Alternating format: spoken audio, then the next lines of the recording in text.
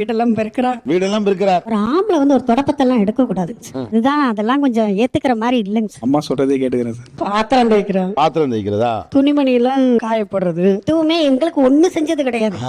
ஒரு சாப்பிட்ட பிளேட்ட கூட நம்புறது இல்ல. இன்னைக்கு பார்த்தாக்க ஒண்ணு விடுறது இல்ல. சனி ஞாயிறு லீவுனா ஃபுல்லா அவரே தான் எல்லாம் செய்யறாரு. அம்மா அந்த வீட்டு வேலைன்றது ஒரு கலை. அது மேல இருக்க அந்த ஆர்வத்தினாலதான் நான் அதை இஷ்டப்பட்டு செய்யறேன், கஷ்டப்பட்டு செய்யல. நாங்க பண்றதெல்லாம் ஒரு புரட்சி கிடையாது, அது ஒரு காலத்தின் சுழற்சி. தம்பி அம்மாட்ட பேசுங்க தம்பி.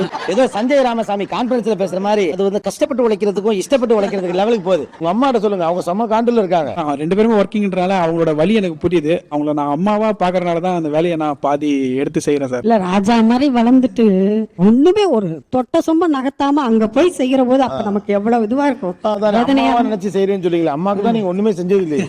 இல்ல சார், இவங்களுக்கும் இதெல்லாம் எதிர்பார்க்கறாங்களா அப்படின்னு எனக்கு தெரியல சார். பெருக்கிறது, துடைக்கிறது, இந்த வேலையெல்லாம் இல்லாம மத்த வேலைகள்லாம் அப்ப அதெல்லாம் மனைவி செய்யலாம். ஆமா சார். ஓ, அப்போ நீங்க வீடெல்லாம் கூட்ட மாட்டீங்க? இல்லம்மா, இதெல்லாமே ஒரு யதார்த்தமான வீட்டு வேலையாவே நான் பார்த்து பண்ணி கொடுக்குறேம்மா சார். நான் இதுவே வச்சுக்கிறேன் சார். நீங்க எவ்வளவு பதட்டமா இருக்கீங்கன்னு எனக்கு தெரியுது. உங்களை நான் காப்பாத்துறேன்.